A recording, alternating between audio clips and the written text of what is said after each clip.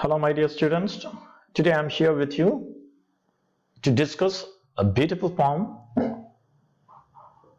The Fire and the Ice, written by Robert Frost, the 20th century American poet.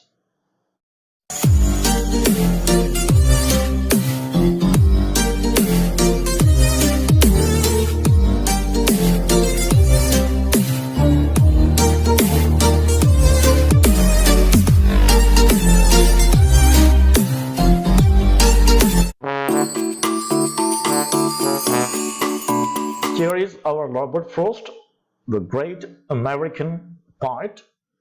His lifespan you can see here, 1874 to 1963. Robert Frost, his full name is Robert Lee Frost, was born in 1874 on March 26, and he passed away in the year 1963 on January 29th. And he was born in the place called San Francisco, California, America. And he is highly regarded for his realistic depictions of rural life. And of course, you must have heard of popular poet like Wordsworth. And William Wordsworth, you know that actually he was called a nature poet because he composed a lot of poems about nature. In the same way, we have here Robert Frost, another poet from America who composed poetry in rural background, and especially on the 20th century rural background. And his peculiarity is his work frequently employed settings from rural life in the early 20th century, using them to examine complex social and philosophical themes. See, and he used, even though in the case of Wordsworth, he was purely speaking about nature, the beauty of the nature. But regarding our American poet Robert Frost, he used this rural life or the village life to depict both the complex social and philosophical themes. So that whenever he wants to speak about some complex elements in the society, or some philosophical concepts in the society, he used his poetry as a medium for it. And here is our poem, The Fire and Ice, that also brings such a beautiful concept. And he speaks about some very complex social issue, and it also brings us to a philosophical level. And let's see what are the main concepts, or what are the main things that our poet describes in the poem, Fire and Ice. Some say the world will end in fire. Some say in ice. From what I have tasted of desire, I hold with those who favor fire. But if it had to perish twice, I think I know enough of hate to say that for distraction, ice is also great and would suffice. See, after the primary reading, I think you got a vague idea of the poem. So remember, when Robert Frost wrote this poetry, he wrote it with a symbolism.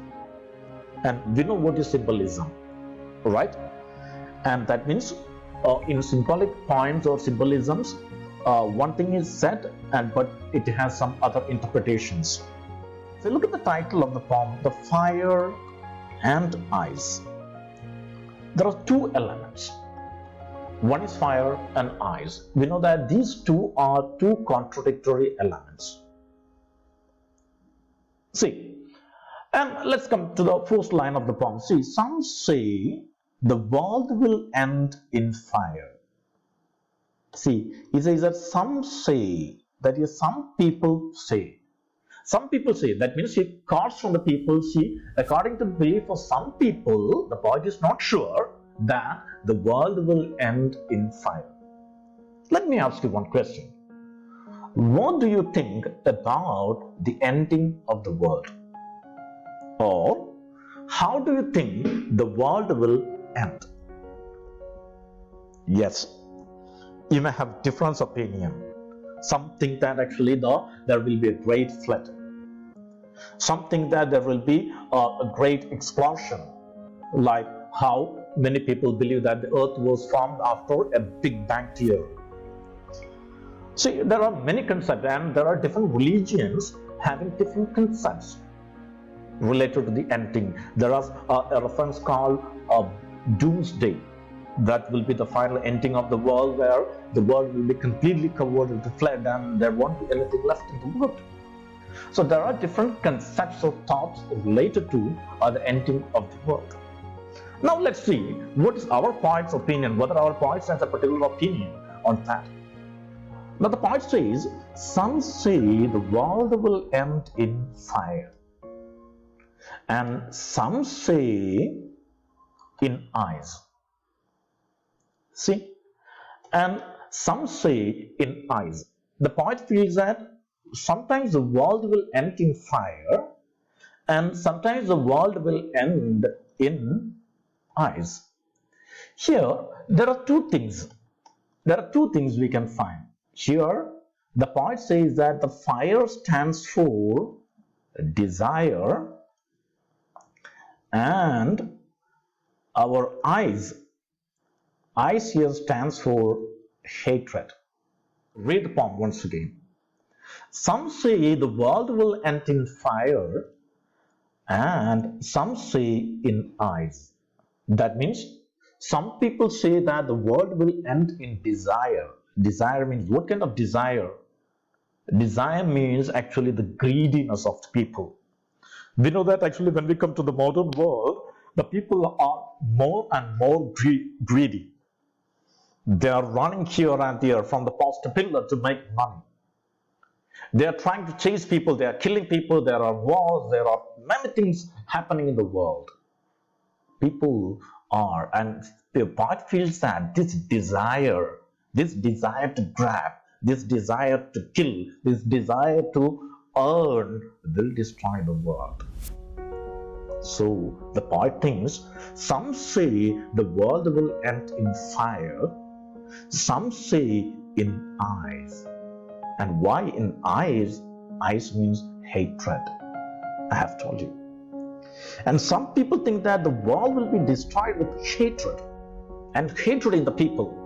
We do not like each other, and there are many things happening in the world. And ice also means, in the poem, it also means indifference, the coldness of the people, and the people, we know that the disinterest, and we know that what is happening in our neighborhood, we are not interested, and what is happening in the country, we are not interested. There are many people killed in the revolt, there are many people killed in the war. We have that indifference, that is called, referred as ice or coldness. So some say the world will end with this kind of hatred, this kind of indifference. Now see, some say the world will end in fire, that is in desire. Some say in ice, that is in hatred.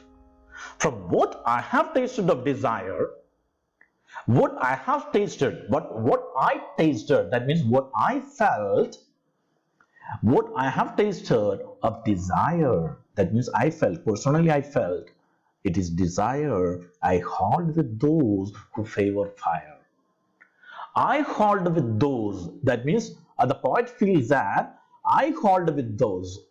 That means poet supports the people who are supporting the concept that the world will end one day in fire. That means because of the greediness of the people, the world will come to an end one day. But if it had to perish twice, but even though the poet thinks that the world will end in desire, with the desire of the people, the greediness of the people, the poet still feels, but if it had to end, if it had to perish, and what is perish? Perish means destroy. If the world has to end, that means if the world has to destroy twice means 2 times, we have enough of hate that can destroy the world.